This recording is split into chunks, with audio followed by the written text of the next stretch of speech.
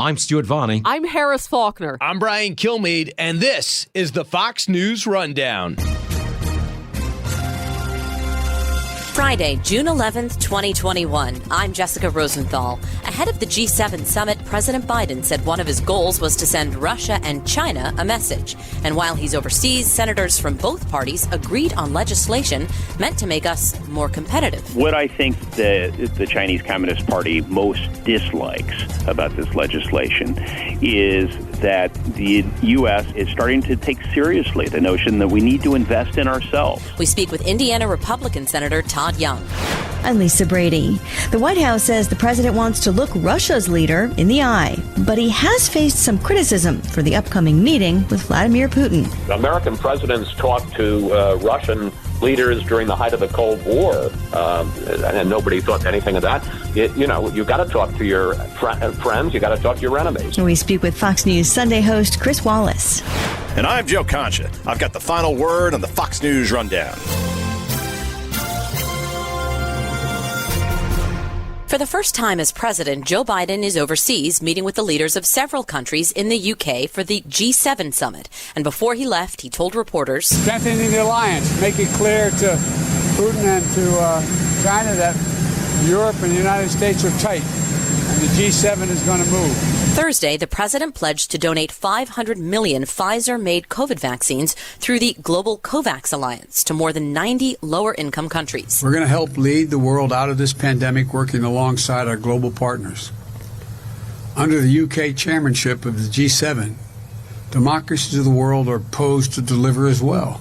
President Biden has said multiple times in the context of his infrastructure proposal or foreign policy or COVID that the fight between democracies and autocracies is on, and that autocracies believe they will win because democracies like ours require consensus, agreement. In our case, that's bipartisanship.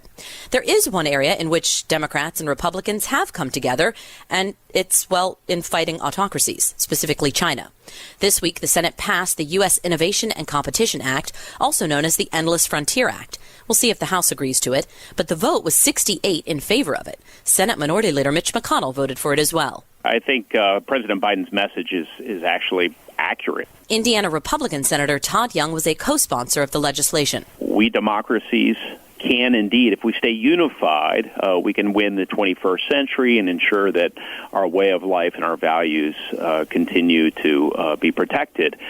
But that's going to require us coming together to pass important pieces of legislation and to collectively work to resist some of the malign behavior, some of the predatory behavior of the Chinese Communist Party. The Chinese Communist Party has, for a number of years now, been involved in economic predation. They've been stealing our intellectual property.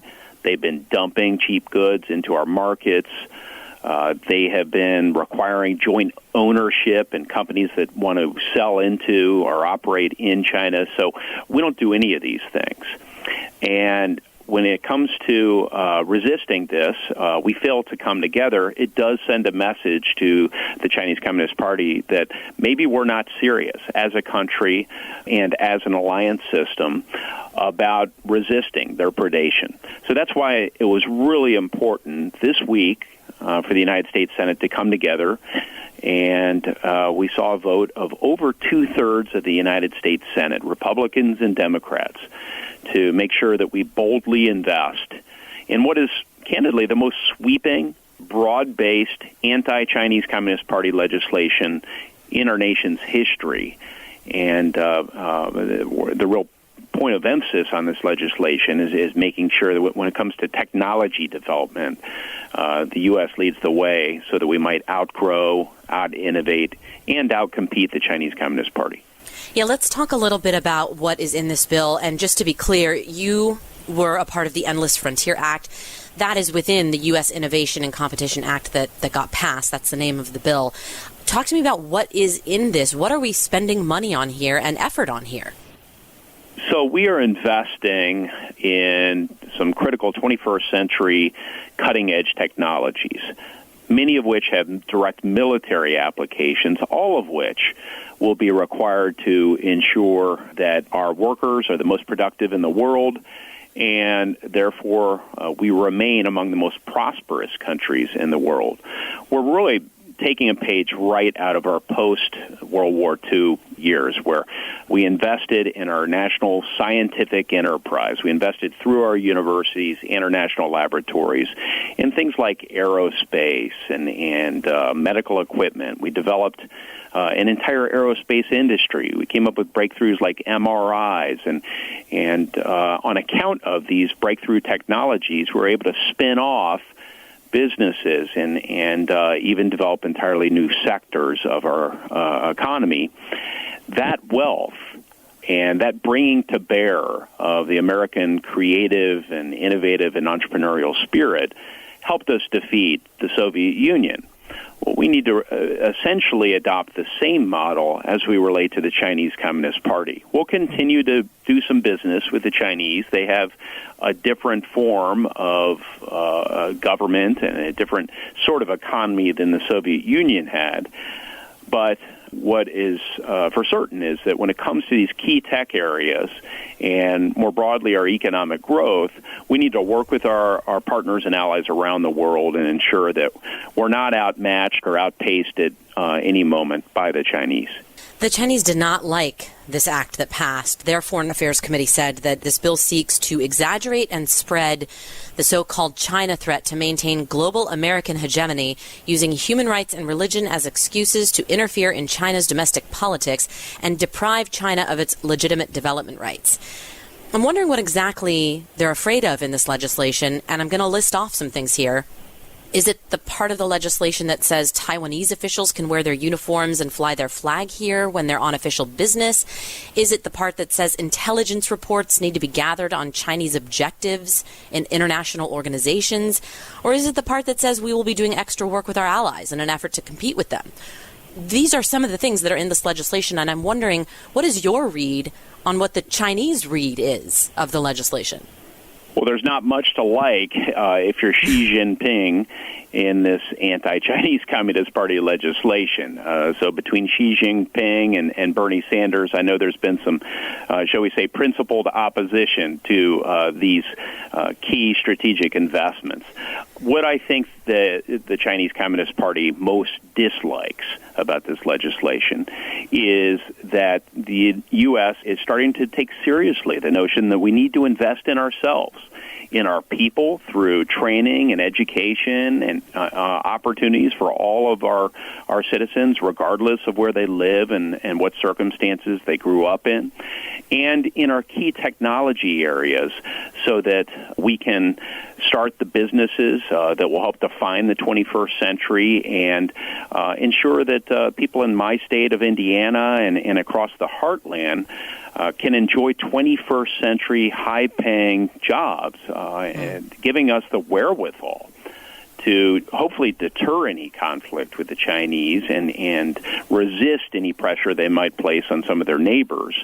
But should any conflict ever arise, we will be ensuring that our warfighters never have to fight a fair fight if we have the most sophisticated technology. Senator, do we need to walk some line here? You know, the Chinese own quite a bit of our debt, right? They make a lot of our critical supplies, our pharmaceuticals. We're talking about bringing supply chains back here. What kind of line do we need to walk? Do we need to be hesitant about upsetting them at all? And I don't mean that like, oh, we should bow to the Chinese, but they could disrupt us, right? I mean, we do make a lot of things over there still. Well, and we will continue to make a lot of things over there. One would hope, if we make the right sort of investments, that the things that require the greatest level of skill to make and therefore compensate our workers the most for making, those are made here in the United States. We want to import cheap things out of Asia and other countries comparatively. So our country can benefit from trade if we do trade right, and if we engage in fair trade, and if we ensure that we have mechanisms to train people and support people if trade or automation disrupts their lives. So, yes, we have to be careful, but I think the best way we can be careful is by ensuring that we don't regard this competition between the United States as China is exclusively one between two countries, but instead, if we play this right, this is actually going to be a competition between China and the rest of the world. Oh. I mean, who really wants to be China's partner? Really no one. They engage in predation even with their so-called partners. They engage in debt trap diplomacy. They bully their neighbors. The only real ally of sorts that they might have is North Korea, and even with them, they have a conflicted sort of tense relationship. And so the best China can hope for is to recruit a bunch of vassal states by investing in them and scaring them into their orbit. The best we can do is continue to live up to our value system and reassure our allies that we will work with them to win the 21st century. That's interesting. Recently, wrestling and movie star John Cena apologized pretty profusely for calling Taiwan a country. He was extremely apologetic to the Chinese people, and it reminded a lot of us of the Daryl Morey tweet. The Houston Rockets GM said that he stood with the people of Hong Kong, and the NBA backed his freedom of speech at that time. The Chinese then canceled a bunch of scheduled NBA events and game airings on TV there. What do you make of this hold China has on our entertainment and sports industries? Because it's not matching the language we're now hearing out of the Beltway or even from our intelligence agencies about China. Well, look, it's to some extent, unfortunately, reflective of the fact that the leaders of many of our institutions, many government leaders, leaders of higher education, certain members of the media, members of our philanthropic community, even organized religion, have grown out of touch with the American people. In fact, many of these leaders consider themselves citizens of the world, not really citizens of the United States and part of this nation. So when our elites, when many of our leaders and those who have benefited from the laws and the culture and history of this society, see themselves in that way, I think they're more inclined to bow to the pressure for financial purposes of the Chinese Communist Party. So what we really need to do is to call out these episodes and let our business leaders, most especially, and members of other institutions know that earning a buck is important. It's part of what it means to be an American. We're a capitalist society, and it's great. But standing on principle and standing up for the American way as opposed to kowtowing to Chinese dictators is also very important. And I don't think it's very difficult to reconcile the two. In fact, I just dined with the ambassador from Taiwan. Now, it will upset Xi Jinping and perhaps upset the sensitivities of some people here in America that I refer to the ambassador of Taiwan as the ambassador as opposed to the representative. But this is about reassuring our democratic allies around the world, just as the president has emphasized.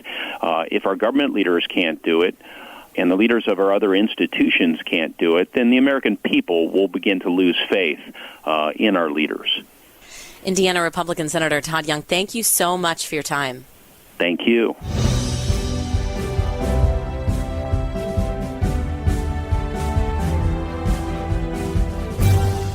This is Joe Concha with your Fox News commentary. Coming up. When President Biden first landed in England on Wednesday, he wasted no time teeing up next week's meeting in Geneva. To meet with Mr. Putin to let him know what I want him to know. That summit with Russia's president will be after the strong show of unity the White House expects at the G-7 and NATO gatherings, already reflected in his first bilateral meeting with British Prime Minister Boris Johnson, who called their discussion Thursday a breath of fresh air, reaffirming a shared commitment between the two nations to address many issues, from COVID and climate to trade and security, even though the two leaders have had personal and political differences in the past. Less than 5 months into the Biden presidency, how important is this trip? Well, it's not make or break, but what's the old line? You don't never get a second chance to make a first impression. Chris Wallace is the host of Fox News Sunday. And I think he's got to make a first impression both on his friends, our friends, and our adversaries. He's meeting with the G7. He's meeting with NATO. He's meeting with the European Union. And I think he wants to say, I'm a different president than Donald Trump was. I'm going to be more of a supporter and an ally and a friend and less of a critic. And that's important, and particularly important in things like trying to mobilize the West against China on a variety of issues. And then, of course, he's got the big meeting in less than a week with Vladimir Putin in Geneva, and I think he wants to – there's not going to be any big agreement that comes out of this, but I do think he wants to make it clear to Putin his resolve, American resolve. Right now, I mean, there are a lot of issues, the Ukraine and nuclear arms, but I think the most important issue affecting Americans right now is ransomware and the fact that these gangs of hackers inside Russia are shutting down our oil pipelines, are shutting down our meat supply system. And he's somehow got to make it clear to Putin, this can't go on. Even if you're not formally in charge of it, you've got to shut it down or you're going to pay a price. So I think it's an important meeting. Yeah, that seems like maybe the biggest minefield, if you will, of the trip, right? Because he's had some critics, I think, from both sides of the aisle, among Democrats anyway, who've said, maybe you shouldn't really be giving him this meeting. It amounts to a reward for bad Russian behavior. Yeah. I mean, he certainly has gotten that criticism. I think that's foolish. I mean, I think that was a much more legitimate statement to make about Kim Jong-un when Donald Trump met with him and, raising the question of whether you take this guy who's very much on the sidelines, who's, kind of isolated and in a box, and you put him on the world stage. Vladimir Putin is the head of Russia and has been for, the better part of 20 years. It's not like you're elevating him. He's naturally elevated simply by the nature of his position and the length of his rule. So I'm not sure that I agree with that. And look, in terms of rewarding him, American presidents talked to Russian leaders during the height of the Cold War, and nobody thought anything of that. You've got to talk to your friends. You've got to talk to your enemies. On the subject of ransomware, the FBI, the Justice Department are putting a lot more attention on it. Are people going to expect the government to do more? I mean, the White House has certainly made a point of saying to the private sector, look, you've got to step up your cybersecurity game. Well, I mean, I don't think that the federal government can do it all by itself. I'm not sure we want the feds controlling the internet, the online cyber infrastructure of every private company in America. I think you'd get a lot of individual freedom, civil liberties people having concerns about that. The government has got to do whatever it can, and private companies have to do what they can, and individuals. I was online just this week and got a pop-up, and, because I'd gotten training from Fox, didn't respond to it. And yes, it turned out it was a phishing, phishing things. And I knew because I'd gotten the Fox training. Individuals need to know that so that they don't log on and suddenly their computer and the computer system is taken over by bad actors. Before the president's trip, we had Vice President Kamala Harris's first foreign trip, in this case, south of the border. She's been getting very mixed reviews from both sides. Is that fair? Yeah, I think it is. I think it was a bad trip on her part. It was her, we talk about you don't get a second chance to make a first impression. She really hasn't played a big role on the international stage like President Biden has. And here she is on her first foreign trip as vice president, and I think she made kind of a hash of it. If there's one thing you knew, it was that she was going to be asked. I mean, this wasn't some trick gotcha question. Why haven't you gone to the border in the 5 months you've been vice president? And when Lester Holt of NBC asked that question, she gave a bad answer when she said, well, I haven't been to Europe either. I just think there were many better ways she could have handled it than she did. And I think she hurt herself. I mean, is it fatal? No, it wasn't a disaster. But I think it was a bad first trip for her and a bad start to her vice presidency. Certainly the border is an issue that the administration is going to continue to get questions on and continue having to deal with. Infrastructure seems to be an issue that's not got no easy answer either. Just before the president left for his trip, he pulled the plug on talks with Senator Shelley Moore Capito, the lead Republican negotiator. There are still some bipartisan efforts on the Hill and at the White House. Which side comes out looking worse, though, in a case like this, when those direct talks that seem to be making progress are ended? Well, like everything else, I think it ends up being very partisan. If you're a Republican, you don't like all the spending, you don't like the increase in taxes the president wants. If you're a Democrat, you think these people don't care, Republicans and the ones who were pushing for these sharp limits on spending and no taxes, that they don't care about the average person. My guess is politically, it probably plays to the president's advantage more because infrastructure is popular, and to the degree that he can portray Republicans as blocking it, I think that works to his benefit. But when the Republicans say we're not going to raise any taxes because that's just the red line for Republicans, as somebody said the other day, asking them to undo the Trump tax cuts is like asking Democrats to repeal Obamacare. It is just a central pillar of what they believe in, and to discredit that, to go back on that, would really tick off their base. Remember, Biden's original plan is still out there: $4 trillion in new government spending and $4 trillion in new taxes. I don't think he'll get there, but I think in the end there'll be a reconciliation bill. If it isn't, if they don't pass anything, it'll be a real mark against Joe Biden in the first year of his presidency. Simmering around the country are a number of school-related issues, especially critical race theory. We've had more and more parents showing up at school board meetings in Loudoun County, Virginia, in particular, not just over that, but the firing of a gym teacher who spoke out against a transgender-related policy. A judge ended up ordering that teacher get his job back. It seems like many parents around the country, though, have come out of the pandemic fired up on a variety of issues. Yeah, I think that's probably true. They've had a long time to think about it. They're not very favorably disposed towards their school system, and particularly not to the teachers' unions, because they would love to have gotten their kids back a lot sooner. And there are some social issues, and frankly, Republicans are pushing them, like critical race theory, like transgender girl participation in girl sports. I think these are issues that animate a lot of people around the country. I saw some video from the school board meeting in Loudoun County, which is in Virginia, just west of D.C., and people were pretty fired up about it. So, look, remember a few years ago, I think maybe it was 2012, Common Core, and the whole idea of this core curriculum mandated by the federal government.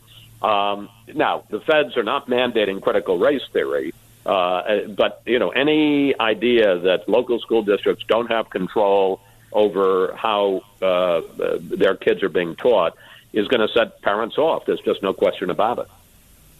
Well, there's so many things you could talk about. Who do you have this week on Fox News Sunday? Well, the big story, I think, is the president's trip. We're going to be talking to former Secretary of State Mike Pompeo, get his view of how the president's doing at the midway point on Sunday after he's met with the allies, before he meets with Putin. We're also going to talk to the Democratic chair of the Senate Foreign Relations Committee, Robert Menendez, how he thinks it's going. And then on this question of trans girl participation in sports, Donna DeVerona, who back in the 60s was the golden girl of American sports. She won 2 gold medals at the 64 Olympics, also in Tokyo. And she is trying to find a middle way, saying that, for post-puberty, that she doesn't think that trans girls can just participate in girl sports, that they either have to have separate competitions or there needs to be some hormone treatment to take away their testosterone advantages. Pretty controversial interview with her, and I think it'll get a lot of people talking. And that's all on Fox News Sunday. not to be missed. Chris Wallace, host of Fox News Sunday, thank you so much for coming on the Rundown. My pleasure. Thank you, Lisa.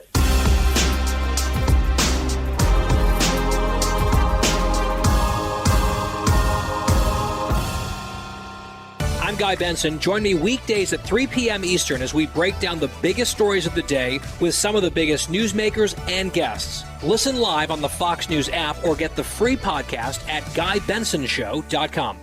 Rate and review the Fox News Rundown on Apple Podcasts or wherever you listen. And now, some good news with Tonya J. Powers.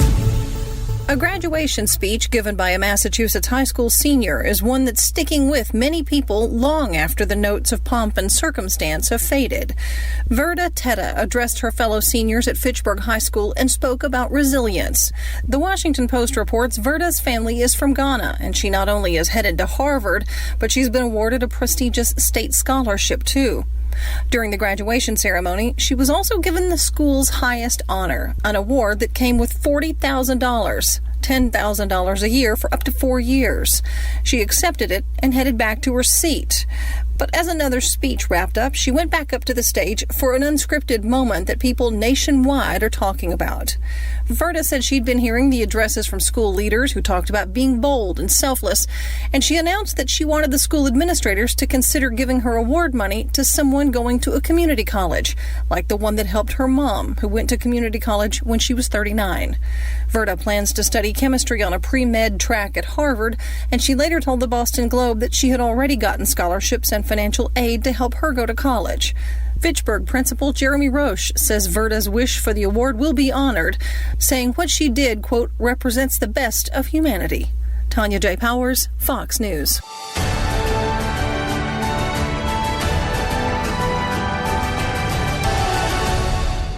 It's time for your Fox News commentary. Joe Concha. What's on your mind? In what could only be called a train wreck and a dumpster fire, Vice President Kamala Harris really stepped in it during an interview with NBC's Lester Holt. Okay. Do you have any plans to visit the border? At some point, we are going to the border. We've been to the border. So this whole thing about the border, we've been to the border.